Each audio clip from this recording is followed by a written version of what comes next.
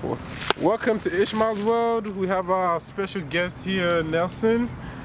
This is actually our second fucking podcast. We're doing this for the second time again because the first time I actually fucked up. I actually ended up deleting it. But I think second time is going to be better anyway. This has been my friend since fucking, I don't know, bro, since college years. So that was like 3 years ago? 3 years ago? Bro, that's been a while, man. More than 3 years ago, bro. That's 4 like years? 4 years ago. Fuck. So for 4 years, man, this guy has been mates. So anyway, I'll let him introduce himself, bro. Say hi, bro. So my name is Nelson, as Ismail already said, and I'm studying law and social sciences, a major in criminology. Yeah. By the way, you finished your criminology already, didn't you? Yeah, I did, man. I did. Yeah, so okay, I'm gonna ask you some stupid questions, obviously. Like, I already know the answer to this because he's been my friend for like 4 years. But just to like get people to know you. So, okay, which one do you think do you prefer? Do you prefer like criminology or do you prefer law?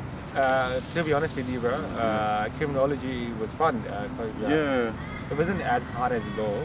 Yeah. But I think they're both good in their own place. But law is a bit intense, bro. Like, there's a lot of work.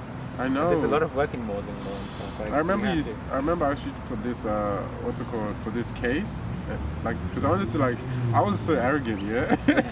I thought I could actually do law, like without actually doing law. So then you sent me that case, yeah. And then I looked at the script. Did you actually look at that? I looked at it a little bit, and I was like, "Fuck me, bro, this is too long." That case wasn't even that. That wasn't that long. Much, bro. That wasn't that much. How many pages was that case? It's quite long, bro. Above 100 pages, bro. Fuck. Yeah. And that's like considered not even a long case. I don't think that was a long case, bro. Because I want to send you like really small for the first time. Yeah. Because you're obviously you don't study law. I don't want to like give you a bit of a surprise, like sending you like a massive case. I know, and then you just break my brain. They break your brain and break your brain and make you hate law. Yeah, I already hate law. I wouldn't want to do that, bro. No, that completely discouraged me. Like when I first saw it, yeah. But that was not my intention. Nah, it was it did because I saw it, yeah. I'm like, this is 112 pages. I'm like, fuck me, because I realized, yeah, I was gonna just use it. I wanted to just use law as a way to like just implement it in my life, kind of like subtly, just to like be able to look at things more critically and stuff. Yeah. But then I saw what it takes, just like entry level, and you're reading like 112 pages documents. I'm like, what the fuck, 112 page documents? Yeah. And then after that I was like, nah, I'm fucking good, bro. No, but I can still send you a smaller case, bro, if you want. Please. Like 20 pages. Okay, that's good. I think 20 pages. That sounds good. Oh, you know what you do? I think I work my way up. Give me 20 pages first, a little bit. So that's like a chapter or something. Yeah. And then slowly over time. And I'll probably get you something to do with very easy, what I would say, like contract law. Yeah. Contract law, I think that's good. Some people find it hard, but I don't know. You might like it, but I'll send you a case. But it might be good because it might complement, because like I started studying my friend's business textbooks, and those have already helped me. It kind of made me stingy when I started studying business. It did, bro, because it made me realize like pennies count. Honestly, it's like you start realizing like, oh my god, fuck man, money's important. You're like, because everything like it comes back to like always. I remember like a repeating thing they were bringing up was like, oh, you need to like build up money.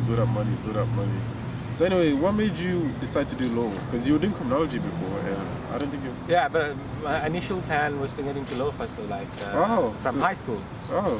And obviously I didn't get a good ATAR. Because back in high school, I wasn't serious like what I was going to do. Although like law was always on the back of my head. On the back of your head. And that's something always I considered doing, but I wasn't too sure if I was going to pursue that career. Yeah. And then after that, bro, like once I finished my high school and stuff, and then I realized that, I wanted to do law. Yeah. And looking at my ATAR, there's no way I could get into law, man. Oh, okay. Yeah, because you need like a 90-something ATAR. Yeah, 90 ATAR, bro, like to get into law. And then, I was so... I went overseas. Yeah. I know, I've seen. Yeah, I went overseas, to my home country, Pakistan. I went there and I don't know, bro. Then after that, I came here. Then one of my friends told me like there's still a pathway that you can do. Yeah. It's college, Western Sydney. Yeah, college. there is. And you can go get into law. Like if you do good in college, then you can get into law. You remember when we were in the college, yeah? Yeah. Dude, I actually got offered to go to do law. Afterwards, I got offered it, but I was a bit insecure, and I thought I was too stupid. And I was like, nah, I can't do it. And that's why I did criminology. Because even me, up to because my original plan when I started criminology was either doing like policing and stuff. Yeah. But now I'm like, no fucking way, bro. I don't want to do policing. I want to be like maybe like a parole officer or something. Yeah. You know? I think that's better for me. Let me ask you this question. Yeah. I'm gonna ask you a question. No, you can ask me. You can ask me questions too. He's interviewing me. No. You can ask me questions too. Reverse bro. card, man. Reverse card. Reverse. Yeah. Anyways, yeah, I was gonna ask you like, why don't you wanna do policing, bro? Why? Like, because I knew at some point in time you wanted to get into policing. Yeah, so well, like, why is that? Like, because how did you change your mind? I feel like the reason I changed my mind was because okay, I'm already doing like right now I'm already currently a sheriff. Yeah. Yeah. And it's a lot of like. It's kind of like a cat and mouse game. You know what I mean? You're trying to catch people. You're trying to catch people from like thing. And it's so like who's the cat and who's the mouse? I'm the cat and the civilians are the mice. Okay. I'm like, see. I gotta like make sure you guys aren't doing anything like suspicious and stuff. You know what I mean? Yeah. And it's fun, but at the same time, I feel like it's not really what I want to do. You know what I mean? Like long term. It's like for me personally, I think I like rehabilitating people. Right. You know what I mean? Because the whole reason I went to criminology is learning crime, honestly, was because like there's a lot of crime in my community, you know? Yeah. And I'm just gonna be honest, black people we tend to be more prone to doing crime stuff. Like there's a lot of crime in our community. And there's a lot of reasons behind that and stuff, but like it's like a real problem. But we look at the what do you call that? In a sociological manner. Like stuff like you can find a lot of reasons as to why people commit a lot of crime. Yeah, I like sociological standpoint, but I prefer the criminological way of looking at it because it's more like hard numbers. You know what I mean? And it's like I like looking at things from like I feel like when you're trying to solve a problem, yeah. Like let's say your community has like not enough food or something. You know what I mean? You can look at the sociological point of view and be like, this is happening in society and stuff. Yeah. But the thing about society is it takes fucking forever to change. You know what I mean? You're not gonna change society like this. So what you can do is instead of trying to change society, you can kind of like bring forth solutions that can like influence people's behavior, like the people who are doing the behavior, that can kind of maybe mitigate them from doing it. You know what I mean? Yeah. So it's like I believe more in rehabilitation and prevention than actually like normal policing, which is reactive. I'm not saying it's not bad. I'm not saying policing is bad or like it's completely useless because of course sometimes there is going to be crime that's going to slip through the trends, but I believe in like preventative cures and rehabilitation than actually reactive. I don't know if that makes sense. You feel me? Yeah, it does. So I'm like, so the reason I want to be into like getting into this thing, it has really helped me learn more about the criminal justice system and like how it works and stuff. But it's like I found out also that I want to try my hand in like community corrections, parole officering, or even maybe one day even writing up like certain like creating programs and stuff that can actually rehabilitate and like find a way to divert a lot of people from my own community from crime and like help them get on their feet and stuff. Yeah, so it's like that's what I'm more interested in. So that's what made me decide to like leave policing. It's not like I don't, and also because it's not like I don't like policing and stuff. I think I would enjoy it, but I think that reactive kind of response, it's good and it's great. We have people who are doing that and they're really brave and stuff like that, but I don't think that's what I'm really like passionate about. I think after coming into the criminal justice system, I realized I'm more into like, you know, preventative care and rehabilitative care. I'm more into those kind of aspects of the criminal justice system. That's awesome, bro. Like it's a good vision that you have. Oh yeah, and I only got that vision because I actually got this job in the first place. Before that, I didn't know what the fuck I was talking about, bro. You know? So wait, you got a job in, what's it called? What's your job right now? You mean the law firm? Yeah, you got a job in the law firm. How has that changed your perception of law? Like since like let's say before getting the job in the law firm compared to now when you're already in the law firm? Like I'm just doing as a placement. Yeah. So I think real life problem is like if we deal with real life problems and stuff like. And it kind of changes your perspective how people work at a law firm and how sometimes can be quite stressful as well. Definitely. Yeah, and it's quite intense, bro. Sometimes like you have to deal with clients, you have to deal with people like actual people whose families are like, for example, you're doing a family law, and you have to deal with people that like families are breaking down and stuff. You have to like, you have to listen to their stories, man. Sometimes it can be overwhelming and stuff for you, bro. But yeah, you have to have like a stoic perception. Like, yeah, that's right. Yeah. Yeah, like let's talk more about that. Like freaking how hard it is, because even me too. Like being a sheriff officer. Yeah. It was really hard, man, because it's like, dude, I gotta pretty much go. And like sometimes I gotta remove people from their houses or something like that. You know what I mean? And it's like you start to realize you're dealing with real people, you know, real families, real life. Yeah. And it's like it weighs on you, you know. Yeah, So like, do you have any like coping mechanisms, like things that you do to cope? Like, how do you manage like certain cases? Like, because you might have your own, have your own personal views, but like, how do you separate that?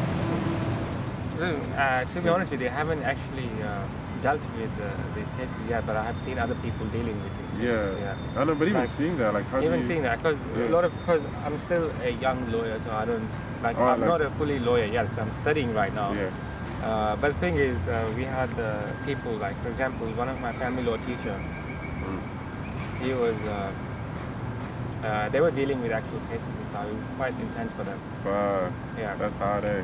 And obviously, they have to separate the legal life and the actual normal life. Because once you're in a law firm, you don't bring those at home. Yeah. They're going to cause you problems at home, bro. Yeah. You leave it there. Oh, bro, that's true. Like, even me, like, when I first started, I couldn't turn off, man. Like, I couldn't turn off my sheriff mode. Because I call it like, it's like a sheriff button where it's like all of a sudden I start analyzing everybody and being suspicious of everybody. And then it's like, I'm not even joking. You're spying everyone. Yeah, I was spying everybody. I'm like, look at everybody's behavior. I'm like, you people are shady, bro. I start catching, I'm like, people are just, like, you know, the thing is, when you start doing these kind of jobs, I think, like, when you're dealing with the justice system or whatever, you just become the most suspicious person ever. You don't believe shit anybody says anymore. You just like, okay, I'll take what you say or the little thing. Anyway, fucking hell, enough about jobs, bro. Fuck, that was Korea is too much, man. So what's it called? So how have you been coping with this whole COVID thing, man? Like, what's been going on with that? COVID, well, yeah, fuck me. It's been a hell of a year last year. Yeah? Because, bro, I was made redundant. Fuck!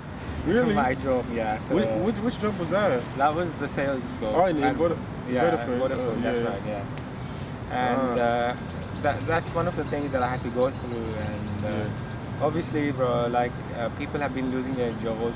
I know. Like, not going out of your house, sometimes it gets really stressful, like, but you have to look at different strategies and stuff, man, to cope with that, different mechanisms. Like, I remember, like, the Centrelink lines, like, fuck me dead, bro. Like, I remember driving, like, past Centrelinks, and normally I wouldn't even notice Centrelink, but you see the lines outside of Centrelink, and you're like, fuck, people are struggling.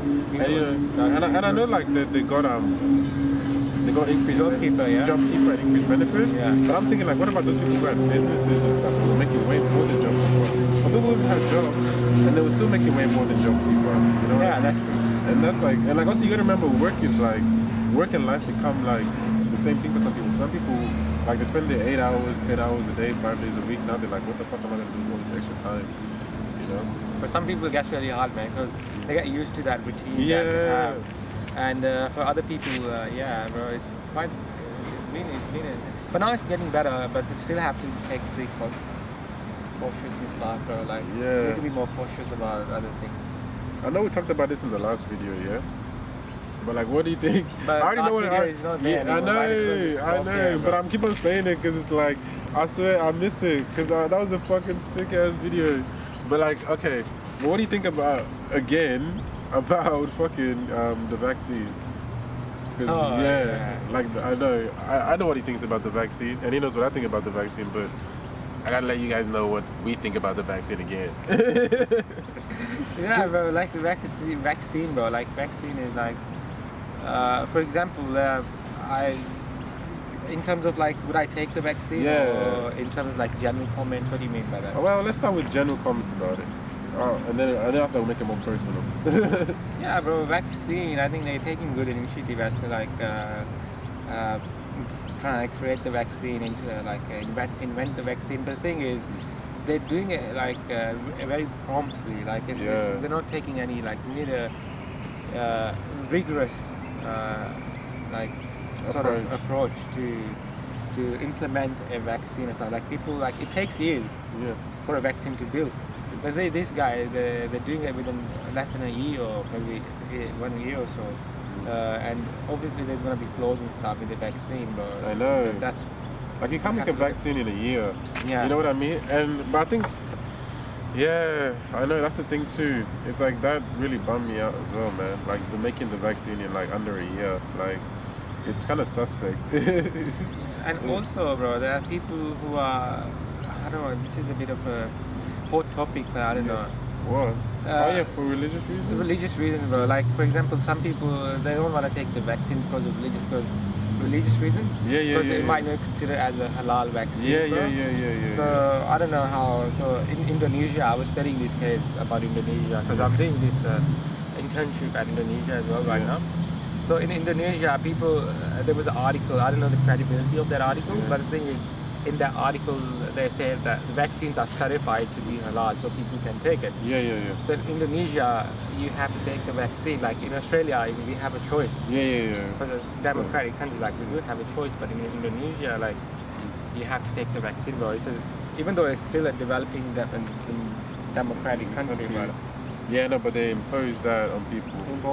But like, okay, when do you think it's actually okay for a democratic country or like the executive to impose its will on the people? Because sometimes, like let's say for instance they made this vaccine allowed, let's say they did the rigorous testing, let's say they're like, you can't be 100%, let's say they're 99%, they've covered the bases, you know what I mean? Like when I say halal, I don't just mean for Muslims, but I mean like for Christians, Sikhs, whatever denomination or people you come from, bro, whatever you believe in, let's say like they address those concerns, and they made it to the best of their ability. And they said because of like, and then obviously we know vaccines are only as effective as the amount of people who actually take it. You know, what as you, from a legal perspective, when does it become?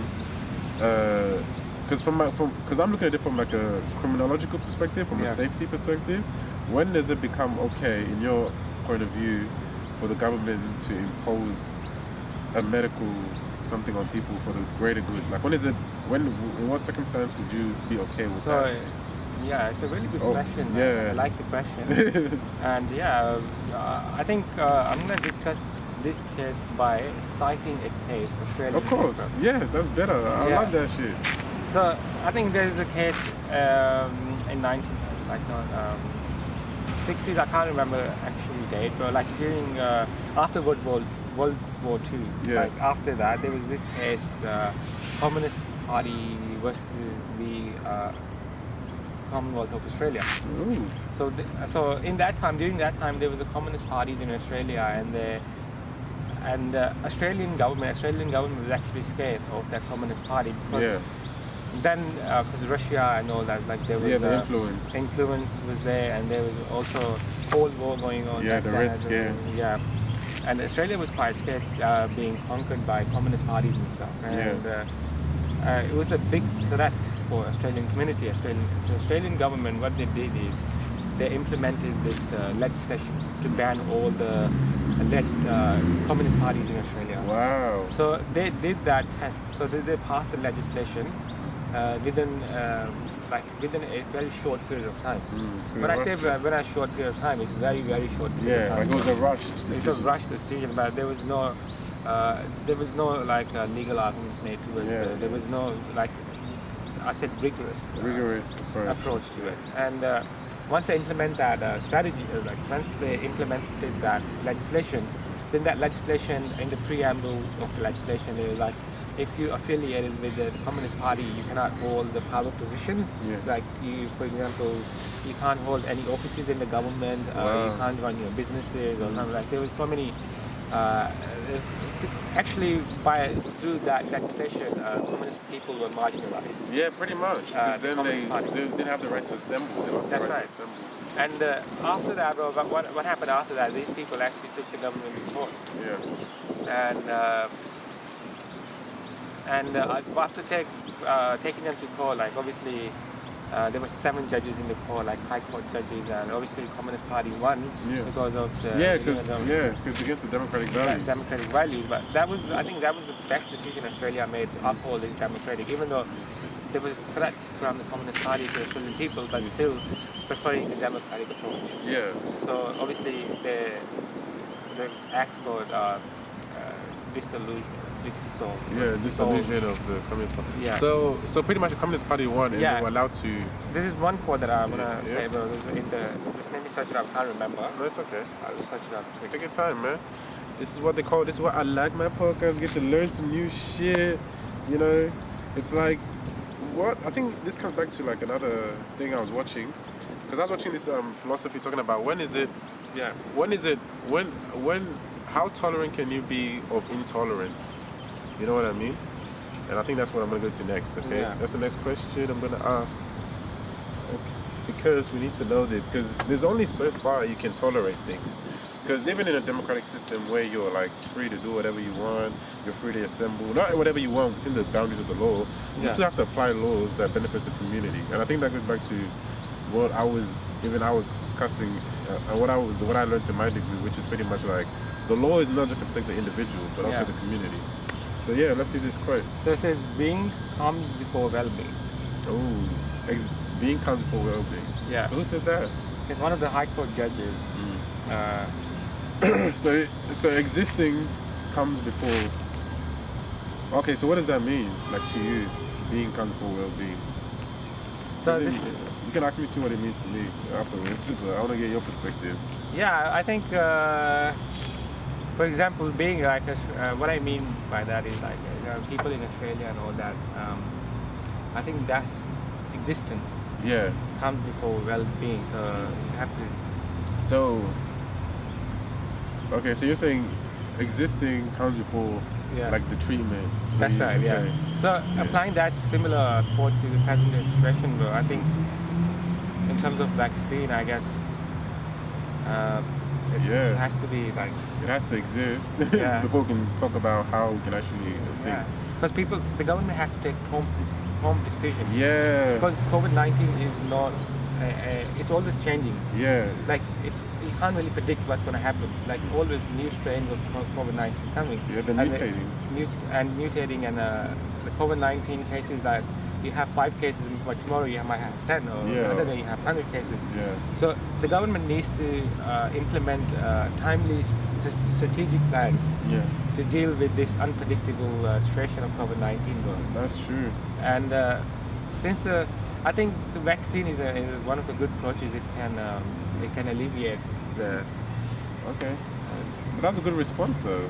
But you still didn't answer my question. Then you missed the lawyer needs. So at what point can the government? Okay, then I'll make it simpler. At what point do you believe it's okay for the government to make it mandatory? Like in what situation? Oh, that's right. Yeah. In what situation? Sorry. That's okay. Yeah. In what situation will you be okay with them making it mandatory? Because like, okay, I'll give my answer.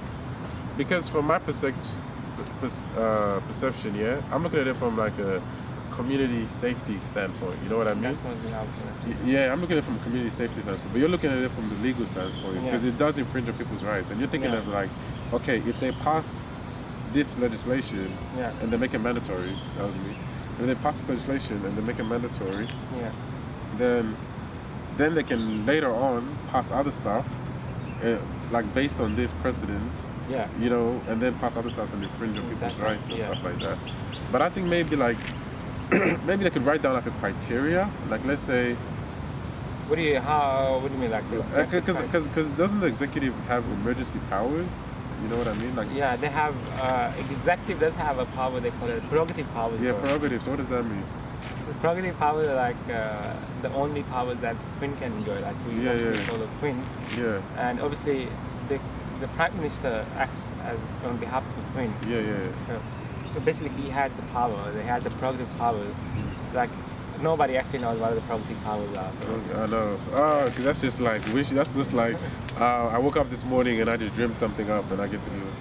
Yeah, but there are certain limitations and stuff on there as well. But I think we're talking about not explicitly. Like no one knows what prerogative powers are. I think the only thing we're talking about is pretty much is power right now. It's like how much power is it okay for one person to have. I think that's what it goes down to. How much power are you okay with allowing a sovereign to have? But Australia, there are different arms of the government anyway, but the power is divided. There's a strict division of power. I know they're divided, but like I'm not talking about you know how like, okay, in a normal day today, like this is not being a normal day today year or last year and coming into this year. Yeah. I'm talking about in emergency situations. So it's like in a normal day-to-day power, there is 3 separations of power. Yeah. But like in an emergency situation, how much power do we give up to the sovereign? Because at the same time, we're not okay with that shit all the time. Like even I'm not okay with that shit all the time. But like, let's say when decisive decisions need to be made, like during wartime, during pandemic time, during natural disaster times, like, is there legislation for that, or are we just going winging it? Like, because right now, I'm not feeling very confident. Like, you know. Yeah, bro. The thing is, we can't just give power. I know. Like, we can't just give power to one person or one entity, bro. Yeah. It's going to, because in Australia, the reason we have a strict division of power just to keep the power balance in check. To make sure that film doesn't go power crazy. Yeah, and that's the essence of democratic country. But I think as you said, in the emergency situation like COVID-19, if we were to allow one person to have power, I think that sets a precedence and stuff. Yeah. Because in the coming years, people might use the ideas because we live in a common law country, right? So obviously we go on the case basis, right? And if there's such a precedent, so like it's gonna be hard for you to get rid of it. And if you're gonna set that, and it might have ramifications in the future as well, man. And we have to have very, it becomes very muddy, Yeah, and in order to fight this pandemic, they have to have a very strategic approach, or very rigorous approach to deal with that. How do you feel Australia? And it's a very intense question as well. How do you feel Australia's approach has been so far against the pandemic? Bro, in comparison to other countries, Australia's approach has been way much better. Yeah, I feel that way too. Yeah, and the way Australian people are, like, I wouldn't say all people are perfect, like, but they are always pretty good. People did a good job, like people keeping distance and stuff. Like Melbourne, there people are in lockdown. Like in Sydney, people follow the criteria, follow the requirements, and just to curb the curve. Yeah, to slow the curve. The COVID-19 curve. And it's people have been coping well, bro. Like Australian government did a really good job, man. Yeah. But I think they could have done much better. Like of course. Like, there's always. So like, how could they have done much better in your opinion? I love that shit. Bro, you know, this discussion it might be a bit long discussion, but it's interesting. Bro, who cares? We have time. We don't know where to be. I'm talking in terms of in a point of human rights approach now. Yeah. So we're looking at, like, you know, how government could have done better job. Yeah. For example, the government is implementing strategies to stay home or quarantine and stuff. Mm-hmm. Like we can, you're not allowed to go out of your house. You have to stay in your house, or you have to keep a distance, social distance, like that. Mm-hmm. That has ramifications on homeless people. True. Like, for example, if a law applies in Australia, obviously law applies to everyone within Australia, right? And people some people are overlooked because of these laws and stuff. It's true. I never thought of that. Not everyone is is regarded in that law, bro. Because even though the people are implementing for the betterment of the community, but some community members are overlooked, disregarded, and forgotten. They're left in a limbo, bro. Shit. So like, what do you do if you're homeless and then you can't stay inside? Yeah, but the most homeless people the worst thing is, sorry to the worst thing is, bro, like these people.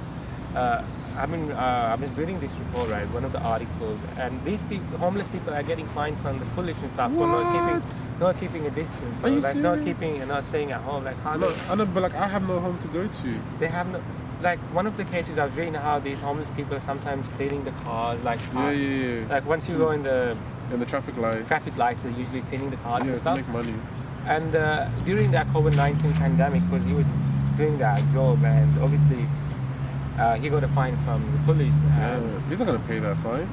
How is he gonna pay it? He's homeless. He's homeless. And living on the streets. And these people are mostly marginalized and mostly affected by these laws as well. But and because in human rights perspective, everyone has a fundamental right as to like be treated equally. To be treated by the law. Treated by the law. But the thing is, how do you determine whether that law you're implementing is good for everybody or everyone's regarding? Oh, that's hard. It's a hard discussion. That's hard. And I have an essay written on that as well. But, and what did you come up with? And then I'll give you my opinion. Because I want to hear your opinion. It's my dad, sir. Oh, hello, sir. How you doing?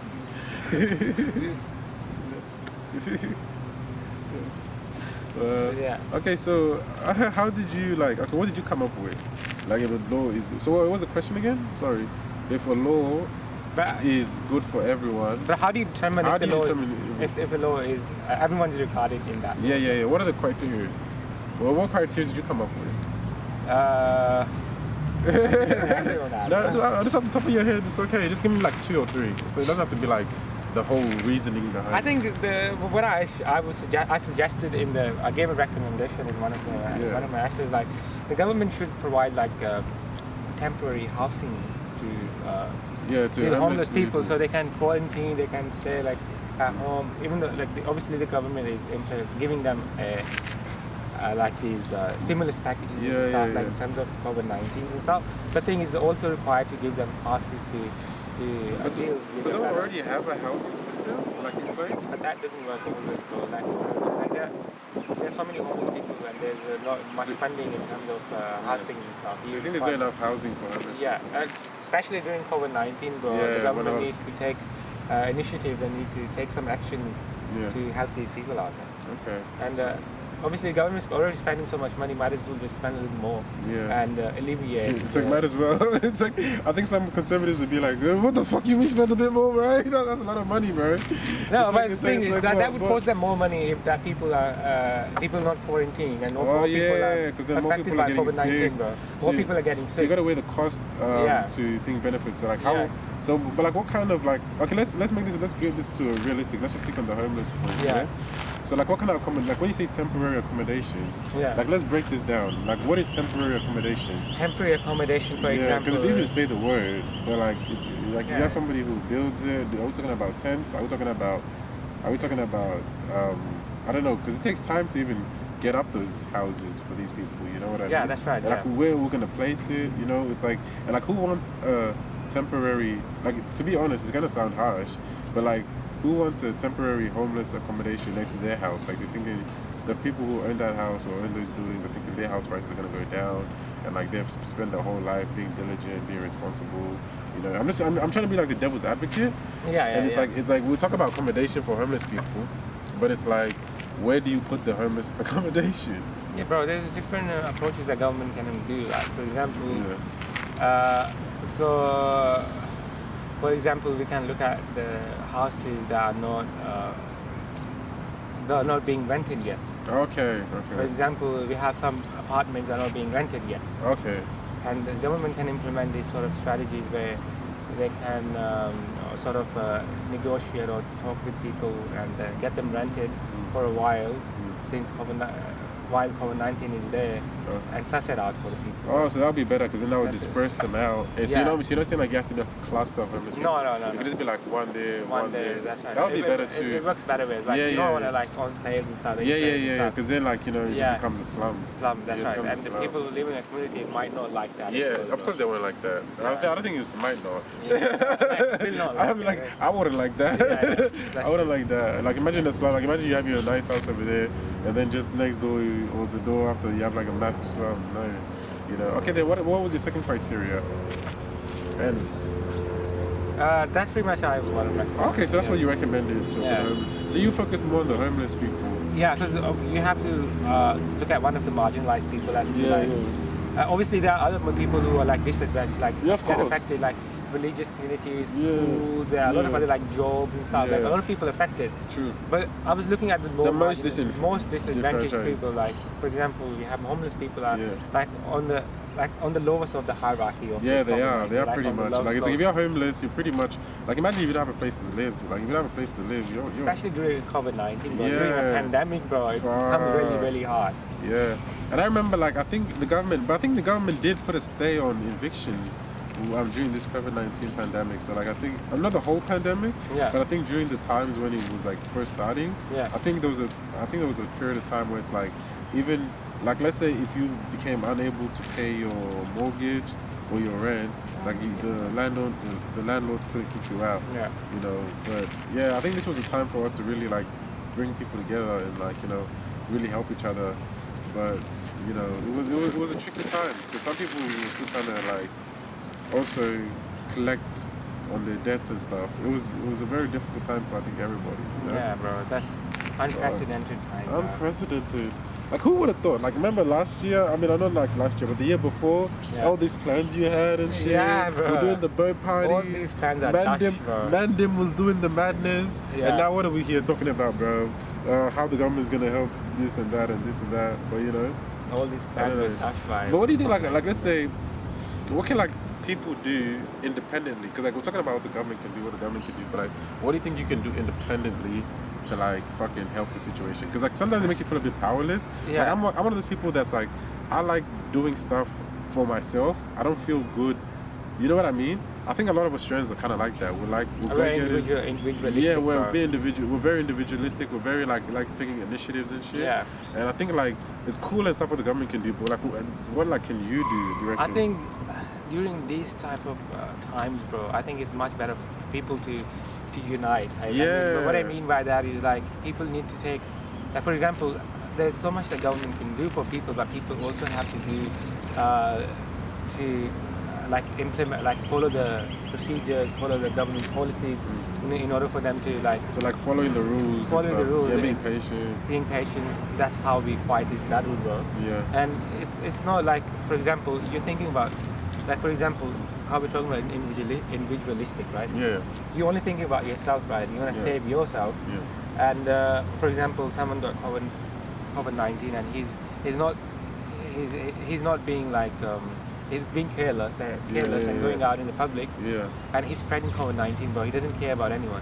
True. He's individualistic. The thing is, you need these tiny, small things that you need to take into consideration to play your part in the community. You need to be more careful. You need to do like you need to follow the rules. You need to wear a mask.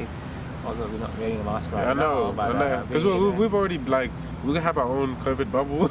Yeah. Like, you know what I mean? Like I know he has no COVID. We have no COVID. When we're out in the, what's the new policy? It's like if you're in the inside area. Inside area, you're fine to wear a mask. Well, we're not inside, so we're outside. Yeah. You know what I mean? And so people can do these tiny things, but to fight this battle, man. That's what I think. And before we know it, like if we unite and work as, so there's always like more people are always better than one. Like we unite and always. If you look at history, well, people have united. Yeah, they get shit done better. Exactly. Like for example, if there's no unity, then you can't do much. Yeah. You look at French Revolution, bro. People united. Yeah. And they overthrew the monarchy, the dictatorship. Yeah. And this is what uniting people, bro. Even though it's pandemic, doesn't matter what type of, whether it is pandemic, whether it is something else, you're gonna have to unite together in order for you to fight a particular. That reminds me of what's it called? Unity is always much. That reminds me of what Genghis Khan said to his I think he had like 5 children or something. Yeah. Yeah. Because like after he died, the Khanate got divided into 5. Yeah. And he told his children, is like, he showed them an example. He took one stick and it's like, if you guys stand independently, look, it just breaks the stick, yeah? But then he got a bunch of sticks and says, if you guys stood together, hard to break. It's impossible to break, you know what I mean? But then those dumbasses didn't stick together, and now where's the Khanate? It's nowhere. There is no riding horde. So I think that's it tells us a reflection of how unity and being together and like, you know, holding each other's hands. We're not trying to like fucking buy 1,000 toilet papers, bro. Yeah, that's what happens. See, that's what happens, you know. And people are fighting over toilet papers. I know. I've seen a lot of videos. People are actually stealing toilet papers, bro. What's up with Australians and toilet paper? Like out of everything, I'm like, don't you use water, huh? You stupid fucks. You actually, People use water. Like people could use water, you know what I mean? And they don't use, like you use water, you just use a little bit of toilet paper. Times, man. When I go back and reflect on those times, man, like especially last year, man. It makes you feel sad. You're like human beings, man. Yeah. You know, but like, it's like I think I've realized sometimes what during these type of things like a pandemic or epidemic, what we human tend to do is we tend to be more individualistic as well. Like you're gonna take this, you're gonna look after my pocket. Look at you like you buying all the groceries, right? Yeah. During pandemic, you're gonna like you're stacking up at your place, bro. Like for example, toilet papers. What was that, bro? That was a fucking spider, bro. I was staying calm, but I was scared the fuck out of my life, bro. Oh, fucking, this is Australia, bro. It's so dangerous. That was a fucking spider. Oh. Okay, calm down, G. Calm down. I'll give you a bit of minute to calm down. Oh, okay, I'm good. Fuck you. I'm done being a little bitch. Let's keep going. It's not like I almost died or anything. Yeah, bro. So I think, bro, you're gonna stack like so much food at your place, but you know, after a while, you're not even gonna use that food. Bro. It's gonna go bad. It's gonna go bad, and might as well just think about like vulnerable people, like elderly people, like in society, like they're more vulnerable, bro. And we need to like during these sort of times, bro, the distribution has to be quite equal. Yeah.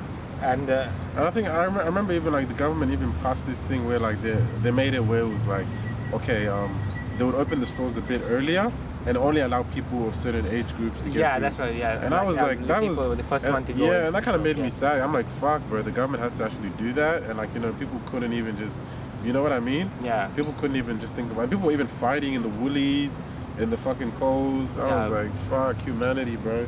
When the chips are down, the fucking people get dirty, bro. Yeah, bro. Survival of the fittest, bro. I know, Darwin was right, bro. Darwin is always right. But anyway, let's speak about some hope, man, because fuck that should make me depressed. But we're gonna have to look at like sort of this is sort of reality as well. So it is, you can't actually ignore that. Yeah. Like obviously we're discussing this, and obviously we have discussed this. These are actual issues we deal with on daily basis, man. And it's better to discuss these issues and actually like see that other people too are thinking about it and feeling it. Like for me, that was actually like a really low point in Australia. Yeah. Like I know the chips were down and stuff, but like seeing people fighting Coles for stuff, seeing people become very selfish, I feel like that would have been the time where we could have really like came together as a country and fucking, you know, like done something great. You know what I mean? And like, you know, be like, you know what, like let's just like share, let's just be easier, be nicer and stuff. But you wouldn't imagine something like that in Australia, would you? I know. Like probably like I can't imagine that in like. Yeah. And to be honest, I feel like the pandemic, I know I was like quite a lot of things that like motivated me to do this podcast, but the pandemic really was one of them. Because like I thought to myself, I'm like, bro, like if this, like I honestly thought like in reality, like we could have died. Like, I mean, we still could die. And I'm like thinking to myself, I'm like, okay, if I could die at this moment, it's like, and I haven't done what I wanted to do. Like imagine, you know what I mean? Imagine, just like imagine for a second. I'm like, oh my god, like I could have actually died this year. So that's one of the reasons that sort of pushed me to actually get off my ass and start getting shit done. You know? Yeah. Oh, what time is it? No, I'm just not looking at someone messaging me. Oh, okay. Sorry. No, it's alright, bro. This is a very chill podcast. It's a chill podcast, man. There's no what's it called? We can even kick back here for like 5 minutes and be quiet and be like, look at the birds and shit. So that's showing the audience the reality, like how we usually meet up and how we usually have conversations. This is what me and him always talks about. People might be like, these motherfuckers are going deep. Trust me, this is not even deep, bro. We get philosophical in this bitch. Oh my god. Nah. But Australia's a weird place, bro. Like I feel like. As in, like, what do you mean by like weird place?